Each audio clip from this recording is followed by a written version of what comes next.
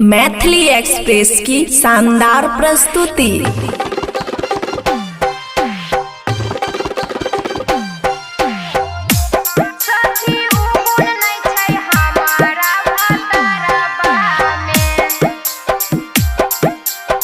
खुशी recording studio बलुआहा।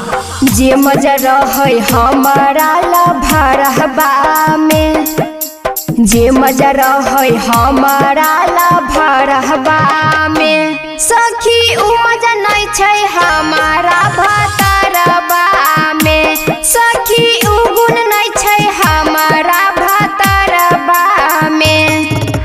जे गुण रहे हमारा लभरहबा में, जे गुण रहे हमारा लभरहबा में, सखी उ गुण नहीं छै हमारा भतरबा में, सखी उ गुण नहीं छै हमारा भतरबा में।